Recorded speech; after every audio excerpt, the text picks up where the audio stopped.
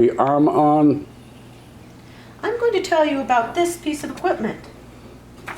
We used to call it a traveling microscope because the eyepiece can move all over the platform so that you can look at different pieces of pictures. It was probably more correctly referred to as a digitizing manual microscope. What we used it for was digitizing photos or line art. Digitizing, in case you don't know, is the process of picking up XY coordinates or points and using them to describe the picture with numbers. X is generally referred to as the horizontal or back and forth axis. Y is the vertical axis. So that's kind of all you need to know about the directions, because I'll be using those words. This device will measure things in centimeters. Many years ago, oscilloscopes were used to capture voltage data, but they were not capable of recording this data in any way. What you ended up with was a picture on a screen. You could either just look at it, or you could take a Polaroid type picture of it so that you could capture it on a photo immediately. It would look a little bit like this one that I have drawn.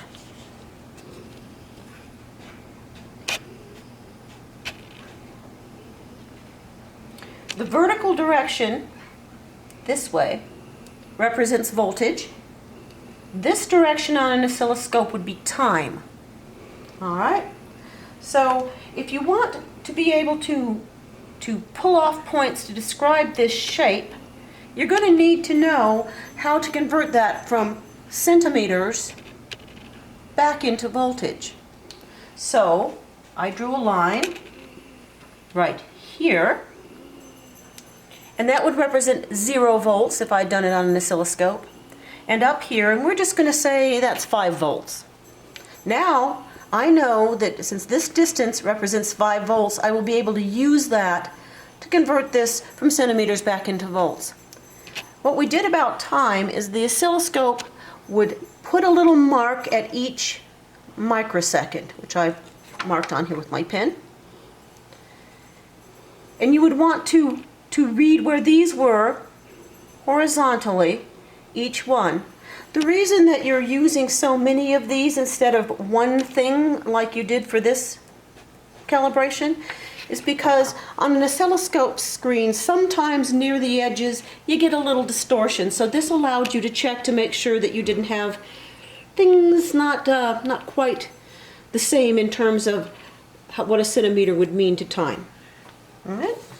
So this is what we're going to be playing with. Now, back to the machine. This is how it works in terms of picking those points off of the picture.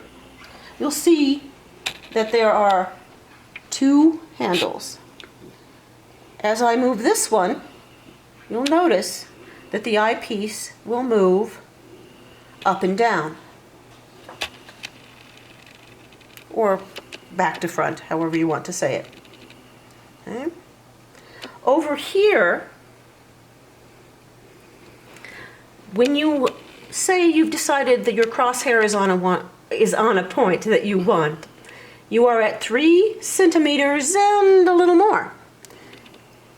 Your little more is over here on this handle. So this is going to be 3.25. So you've actually got your centimeters out to the 100th place, which is pretty good. So now we're going to do the same thing horizontally. You can see as I turn this one that your eyepiece is traveling left or right. So when you have settled on a point down here, you will see that there's a little bitty mark which I doubt you can see. But that mark where that lines up is somewhere between 13 centimeters and 14. It's 13 something. So now you're going to go up to this wheel and it'll tell you what the 100th is. So that would be 13.35. So that's how the equipment itself works. Now I'm going to show you how you would process your data. I would take my picture and I am going to tape it down to this glass platen. I'm using masking tape so it's easy to get off. I know it's not very high tech, huh? All you really want to do is secure it so it doesn't move around. If you had a photo that wanted to curl a little, you'd have to tape it more to keep it flat. So the first thing you're going to do is you're going to move your crosshairs. Now, while I would be turning this, you would obviously be looking through the eyepiece. And you're going to place your crosshairs on that 0 voltage line that we talked about. When it's in the center of that, now you're going to use the handle over here to move, say, all the way to the right. Now, if this isn't on here squarely, obviously your data is going to be all skewed. So it has to be on square to your coordinate system. So what you're going to do is you're going to turn the platen. It's very heavy, but it's on glides. So you turn it until now your crosshairs are back on that line. Then you're going to go back and forth, making these little adjustments until you have got it right, so that when you travel from the beginning of this line to the end, your crosshair is always on it. Now you know you're square. So now you're just going to move your handles so that you can, now I'm going to take this back off of here. You're going to move your handles so you get your crosshair on various points. I'm going to want, if I wanted to describe this curve, I'm going to want to pick off a point about here, here, here, here, here, you know, wherever you think you need it, depending on your software, to know that you can now adequately describe this curve. You have also written down the location of your timing marks. You've written down the centimeters here and here. What this on the picture is, this little break here, this, it's FIDO, but what this is nothing was happening. We triggered the scope, and then there's a delay time between the event and the data. So this is really where your data starts. You might want to also have digitized some stuff in there. But in any case, that's how you use the piece of equipment. It does take a little bit of time and practice to get good at it.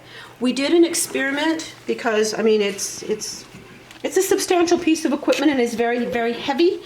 Probably between 40 and 50 pounds, and that gives it excellent accuracy. But we wanted to see if different people used it different times, if they would get the same results. So we had 5 people read the same oscilloscope trace 3 times, and they started from scratch. They always took it off the platen and put it back on, so it wasn't, you know, already on there. And within those 15 attempts, we were within 0.5% repeatability for data accuracy, which is pretty darn good for something manual. Like I said, it's very heavy. It comes in this kind of ridiculously impressive wooden box. That's probably because it's so heavy. It was owned by Command Sciences. I started there in 1979. It was already considered a very old piece of equipment there. You can see that it's a scientific PE instruments piece of equipment. This is the Command Sciences asset tag. Prior to that, we have a tag over here because it was a GFE asset. The government actually owned it and just let us use it until they got tired of tracking such things, and then they just gave it to us outright, sold it to us outright. So it has some miscellaneous weird tags. It's got a few scratches. It's missing one of its rubber feet. It has some tape up here, for instance. You can clearly see that in the bid sale it was number 7. But I didn't want to take it off because I'm afraid of damaging the finish on the metal. I did acquire it through a bid sale. It was retired because oscilloscopes became available that streamed the digital data, so it was not necessary to hand pick it off of photographs. And a friend of mine bought it in the bid sale for me in honor of the large amount of time I spent using it in my early career. It comes with a lot of, not a lot, some other eyepieces and that sort of thing for different magnifications and such. I'm not really entirely sure what all is in here. I would like to find it a home. It's very unique, it's impressive, it is a beautiful, very precise piece of equipment. I'd like to see it in a university, a museum, even a private collector, anyone that would honor it. I just really do not have the place to display it, even though we've been together for 40 years now. So that's it.